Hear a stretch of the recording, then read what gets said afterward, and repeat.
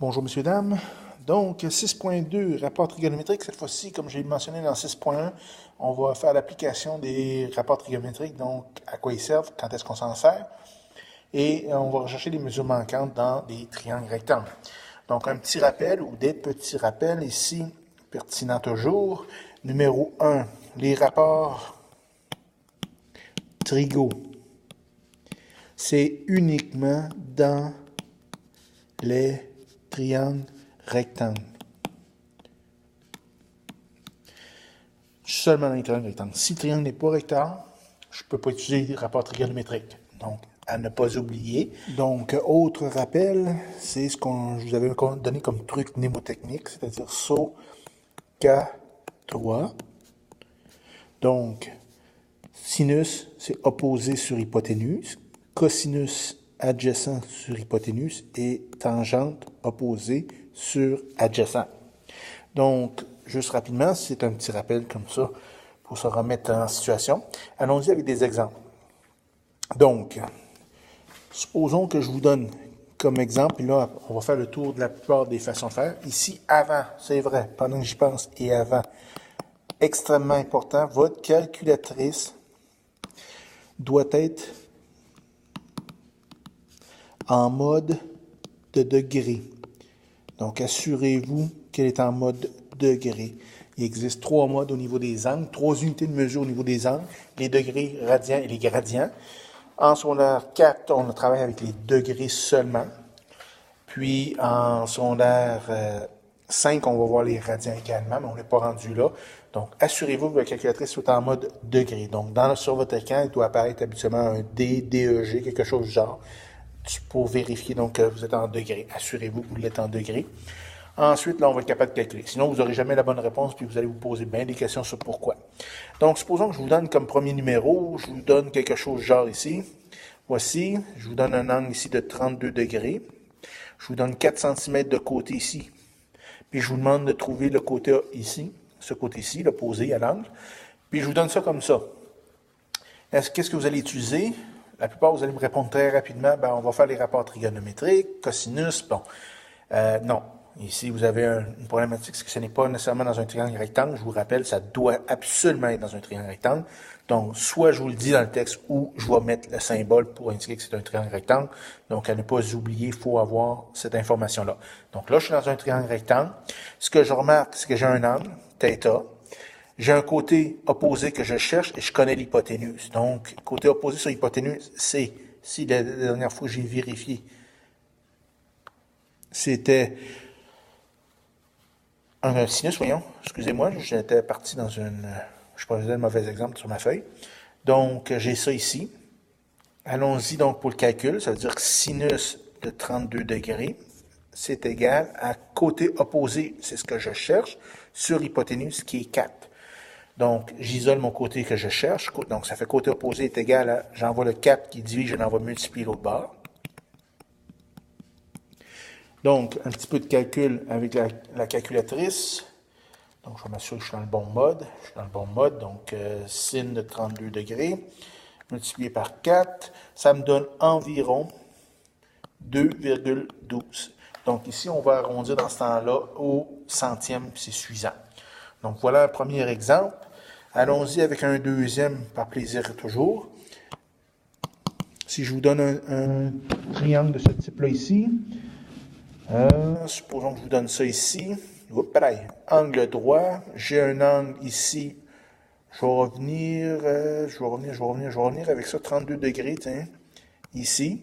Et vous avez une hypoténuse qui est 4 cm. Puis je vous demande de trouver le côté, dans ce cas-ci, ça va être le côté adjacent ici. Voilà. Donc, je cherche ce côté-là.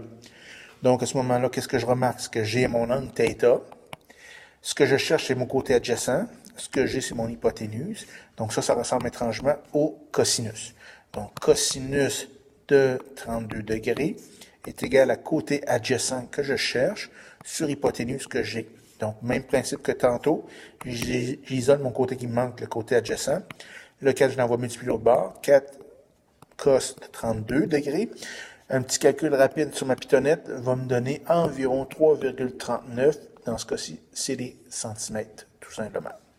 Donc, voilà un exemple supplémentaire. Allons-y avec un autre pour plaisir toujours. Si je vous donne comme exemple,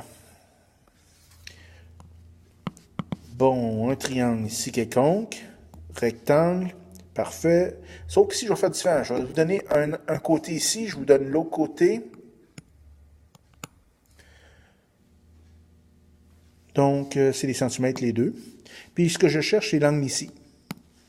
Donc, là, je cherche un angle, alors que tantôt, j'avais mon angle. Là, ici, je cherche un angle. Donc, allons-y. Qu'est-ce que j'ai comme information? J'ai mon angle θ, que j'appelle. Quand j'ai un inconnu au niveau des angles, je l'appelle θ.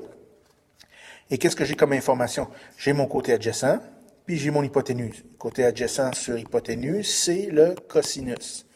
C'est mon rapport trigonométrique qui s'appelle cosinus. Donc, cosinus θ, c'est égal à quoi? Côté adjacent qui est 1,5 sur hypoténuse qui est 2,3.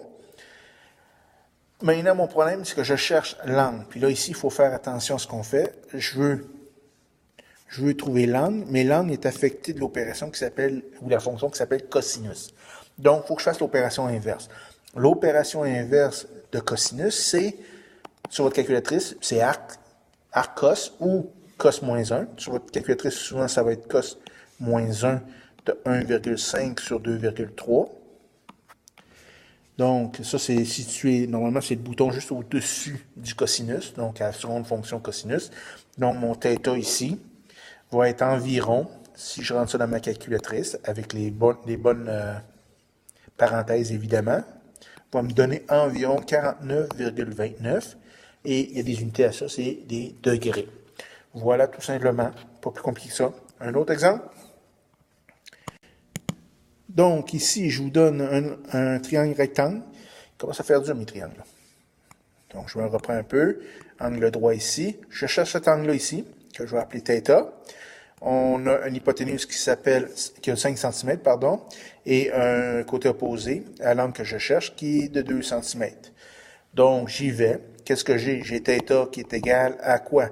Ici, j'ai mon côté opposé et j'ai mon hypoténuse, ce qui ressemble étrangement à un sinus.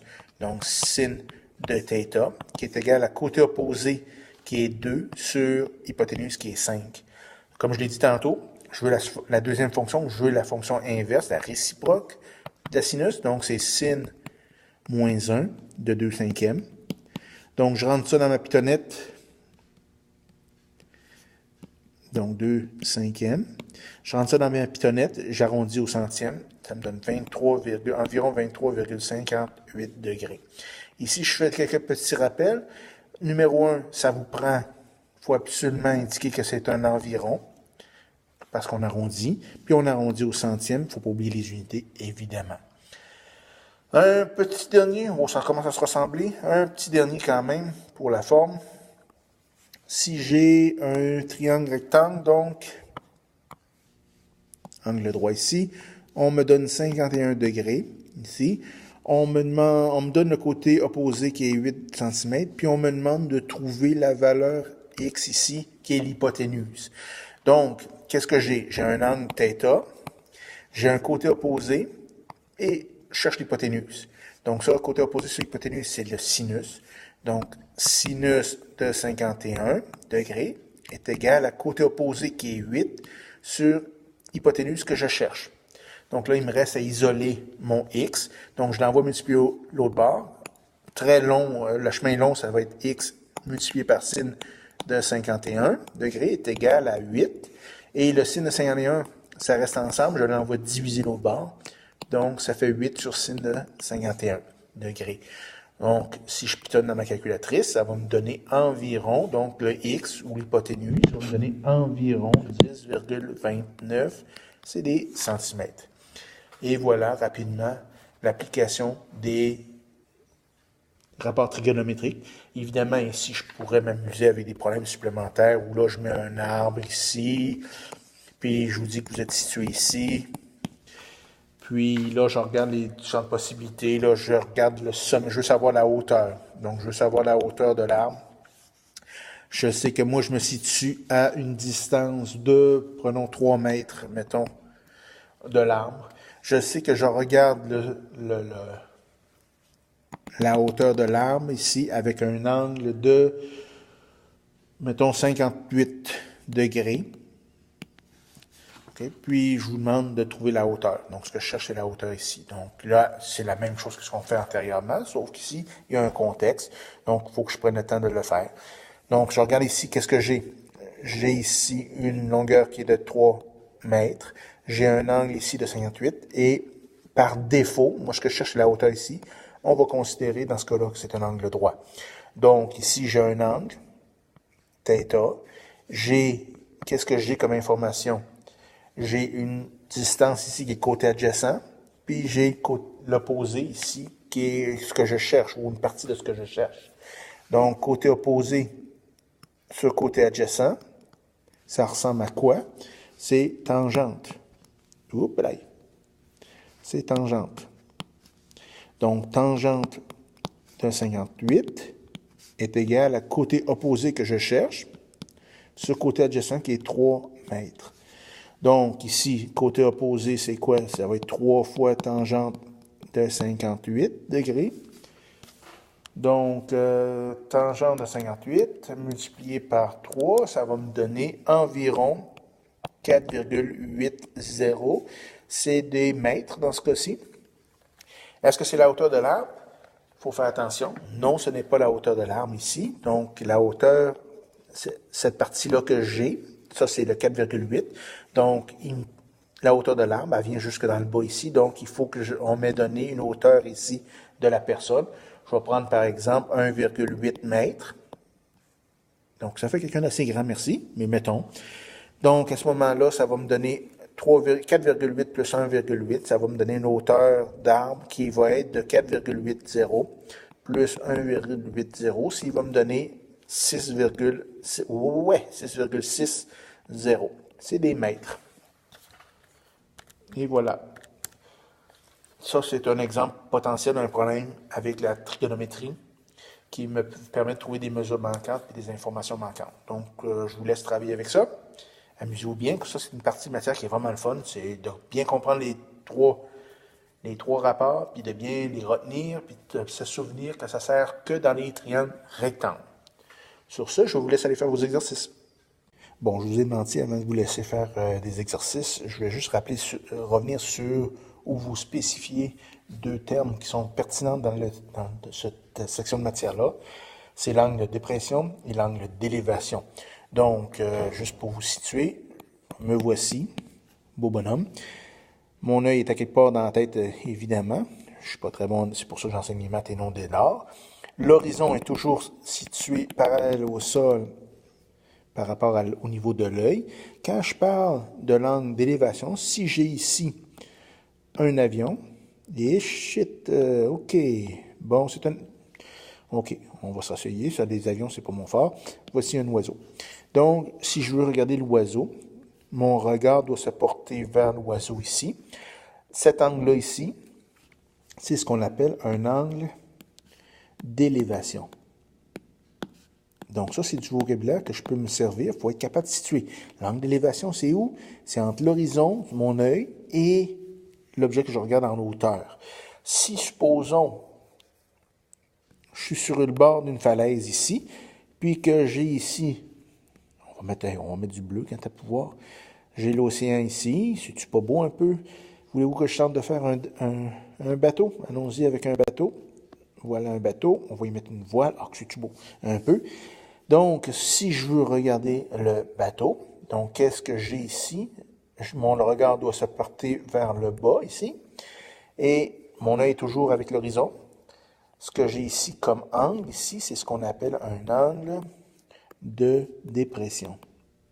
Donc, c'est l'angle formé entre l'horizon de l'œil et le regard que je porte en bas. Donc, ça, c'est les deux angles que je vais me servir beaucoup. Je vais jaser à un moment donné dans les exercices. On va parler d'angle d'élévation et d'angle de dépression. Donc, il faut faire attention. Ils sont tous les deux par rapport au regard qui est parallèle au sol. L'angle d'élévation, c'est quand je lève les yeux, c'est l'angle entre les deux. Et l'autre en bas, c'est quand je descends mon regard, c'est un angle de dépression. Juste une petite mention comme ça pour éviter que vous cherchiez trop lorsque vous allez faire des exercices. Bonne journée. Puis là, c'est vraiment fini.